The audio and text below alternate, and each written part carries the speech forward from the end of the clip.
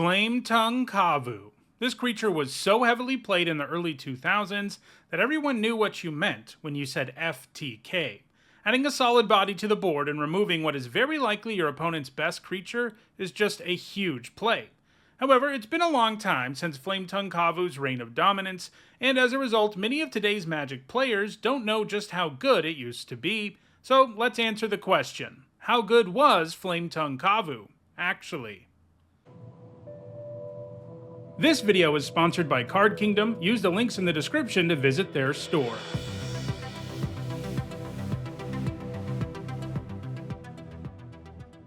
Hi everyone, I'm Hone, and welcome to another episode of How Good Was It?, a series where I do a deep dive on a single competitive card's history, generally focusing on cards whose best competitive days are behind them. Today's card was chosen by you, the viewers, in a poll I posted on the community tab. You had to choose between Masticore and Flametongue Kavu, and in the end, the Kavu came out on top. So, let's answer the question that so many of you want to know. How good was Flametongue Kavu, actually? For 3 generic and a red, you get a 4/2 creature that did 4 damage to target creature when it enters the battlefield. This is a powerful card, even by today's standards. And there's a reason the Kavu looks so impressive compared to the other creatures we've looked at so far. It represents a massive shift in Magic design. Starting in earnest in Invasion Block, creatures started to be pushed to be the most prominent card type in the game. Before Invasion Block, while creatures were important, they tended to be less powerful than spells on the whole. There were tons of crazy efficient removal and counter spells that could deal with far more expensive creatures after all. I mean, just take a look at some of the creatures that I've covered in this series, like Sarah Angel. She was once the best creature ever, and that's because she's from a time where creatures just didn't do much other than attack or block, and the simple fact that she could do both and was hard to block herself made her incredible.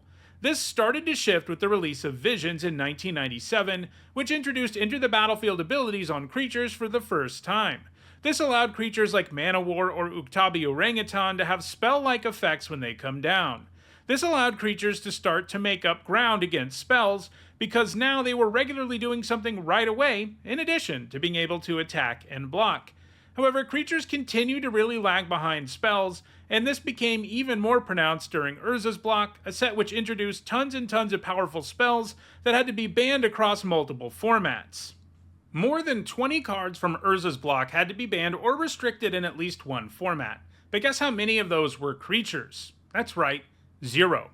So while Enter the Battlefield abilities started to even the score between spells and creatures, they still had a pretty long way to go. Masked Block was the first time in competitive Magic where a format was utterly dominated by decks primarily made up of creatures, but this block was super underpowered on the whole, and while the Mighty Rebels had some impact on Standard, they were still largely outclassed by non-creature spells. It wasn't until Invasion Block that Wizards made a concerted effort to push creatures so that they would be more important in your typical game of Magic.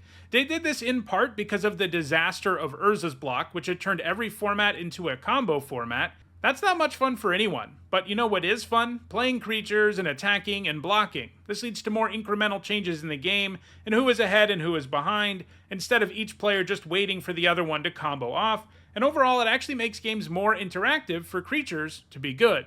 Spiritmonger and Flametongue Kavu are the poster boys for this kind of change. The Monger had an insane stat line and tons of upside in the text box, and Flametongue Kavu had an absurd Enter the Battlefield ability.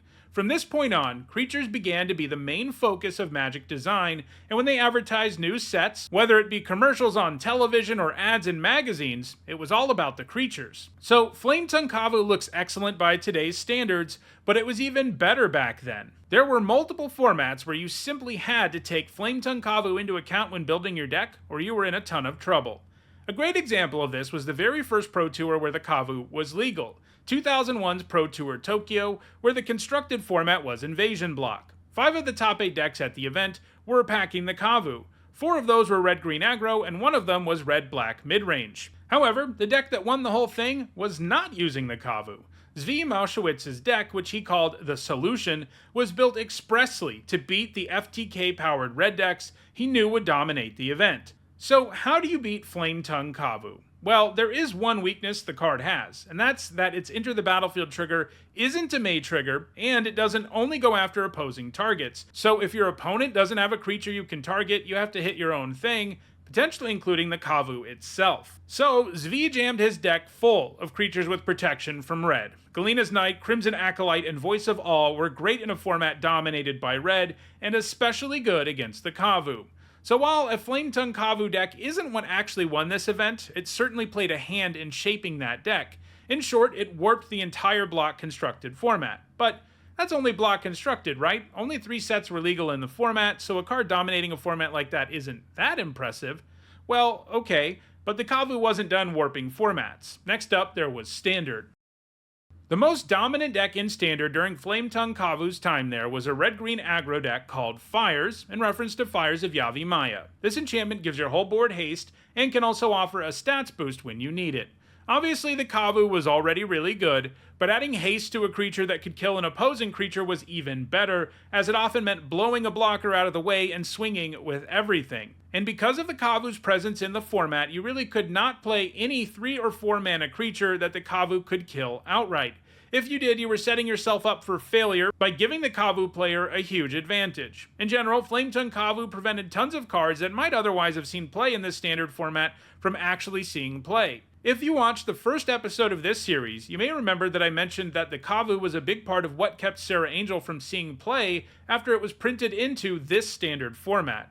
That very fact is a big indicator of just how different creatures had become. After all, Serra Angel hadn't been reprinted for years because she was considered too good, and then when she finally got a reprint, she was a liability because she was more expensive than Flametongue Kavu and died to this Enter the Battlefield ability. Even Fire's decks had to follow this 4 toughness rule, so they used Blastoderm and or Jade Leech as their other 4-drops. Some of the Fire's decks in 2001 even sought to abuse Flametongue Kavu even more, using the massive Sheevan Worm's downside to bounce the Flametongue Kavu every turn and cast it again to remove something else, while smashing in with a 7/7 Trampler. While Fire's decks were the most dominant deck of the Standard of 2001, it wasn't just that type of deck that was using the Kavu. Not only did you need to be able to keep from being absolutely devastated by the Kavu's Enter the Battlefield ability in this Standard, you also had to play the Kavu yourself because it was simply the best card in the format. If you look at the other notable decks from this time period, you'll find that people found a way to play Flametongue Kavu in those decks too. For example, before Flametongue Kavu, standard Psychotog decks were blue-black, but once the Kavu was around, it made sense to splash red for it and a few other red cards. In 2002, Blue-Green Madness started to be one of the best decks in Standard, and many versions of that deck added red to the mix to gain access to the Kavu, even though it had absolutely no synergy with the deck's discard and graveyard plan. Squirrel Opposition might have been a deck built around the Squirrel Nest Opposition combo, which could allow you to lock down your opponent's board, but the deck often ran red for access to Flametongue Kavu. And in the end, there was only one thing that could bring an end to Flametongue Kavu's dominance of Standard, and that was rotation. He left the format at the end of October in 2002, and finally, the format could breathe a bit. Having 4 or less toughness was no longer a major liability. While Flametongue Kavu was certainly at its most dominant and format warping in both Block and Standard, it was still a strong card in Extended. Extended was a rotating format that featured a much larger card pool than Standard because it included the last several years of sets. The Kavu was played in that format between 2003 and 2008, and like in Standard, the only thing that made the Kavu stop seeing play there was once again rotation. But unlike in Standard, where the format was warped entirely around it, there was really only one type of deck it was regularly played in: red aggro and burn, although it did occasionally appear as a sideboard card in control decks. While the Kavu was never heavily played in Legacy, creatures in that format also weren't safe from taking 4 damage from Flametongue Kavu. In Legacy, it was played in Survival of the Fittest decks. Survival of the Fittest is an enchantment that can let you tutor up creatures. Legacy survival decks ran lots of singleton creatures who were useful to search up at the exact right time, and many survival decks ran a singleton Flametongue Kavu, since at the time, it was the best removal creature you could possibly grab. Unfortunately for the Kavu, Survival of the Fittest got banned in Legacy in 2011, and the Kavu has never found traction in any other deck since then. So, for the first time in this series, I think we're looking at a card that would still be very powerful if it were printed in Standard today. After all, it does something that is all but required of 4-drops these days. It has an Enter the Battlefield ability that impacts the board. It compares favorably with cards like Urtai Resurrected or Ravenous Chupacabra, cards that similarly can add a body to the board while removing something. Sure, unlike those, Flametongue Kavu has to go after your own stuff when it doesn't have a target, but that's a relatively small downside on a 4-mana 4/2 that can kill a huge swath of creatures in every standard format. And I think it's pretty likely the Kavu would see play in Pioneer too. I even think the Kavu might have a chance if it's ever reprinted in a modern legal set. It's interesting to compare the Kavu to the recently banned Fury. Fury is undoubtedly the better card. You can get its Into the Battlefield ability for no mana at all, it's a more imposing creature as a 3/3 double striker, and it can divide the 4 damage it does, but Fury was too good for Modern. I think Flametongue Kavu would be good enough for the format, and might get particularly interesting alongside cards like Ephemerate. It's worth noting, by the way, that all these cards I've mentioned, Urtai, Ravenous Chupacabra, and Fury, are very much the descendants of Flametongue Kavu. It's likely that they wouldn't exist at all if they hadn't decided to start making creatures a huge part of the game, something that the Kavu made sure would happen. So in many ways, the plethora of Enter the Battlefield creatures we see today are the legacy of Flametongue Kavu. In addition to these more spiritual descendants, there's also another card that was intentionally designed as a reference to Flametongue Kavu, and that's Flametongue Yearling from Modern Horizons 2. It's a 2-mana 2/1 that does damage equal to its power when it enters the battlefield, and it has multi-kicker, so that you can dump more mana into it and have it be a larger creature that does more damage. As a Modern Horizons 2 card, FTY was never legal in formats like Standard or Pioneer. If it were, I have a feeling it would have seen play there, but so far it hasn't proven to be quite good enough to see play in Modern. Now that we've heard the narrative of Flametongue Kavu's history and looked at its legacy, let's wrap things up by looking at the numbers. Between 2001 and 2011, the Kavu saw incredibly heavy play in Block and Standard, and also saw significant play in Extended and Legacy. During that time, it amassed 3 Worlds top 8s, including a win, 12 Pro Tour top 8s, and 61 Regional or Grand Prix top 8s.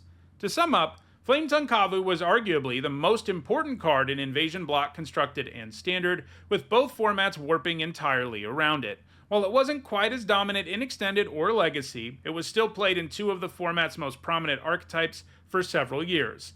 And remember, in addition to having an impressive resume and being a dominant card in its own right, Flametongue Kavu represents an important moment in the history of Magic design. It was the forerunner for all the super push creatures with Enter the Battlefield abilities we see today, especially those that can kill other creatures. In other words, Flametongue Kavu is one of the most important cards in all of Magic history. So that's the history of Flametongue Kavu. If you enjoyed this video and want me to make more videos in this series, don't forget to like it and share it so that others can enjoy it too. If you want to make sure you catch future episodes of this series and lots of other Magic content, don't forget to subscribe. And if you want to catch up on past episodes of this series and other videos, you should see a playlist on your screen shortly. Thanks for watching.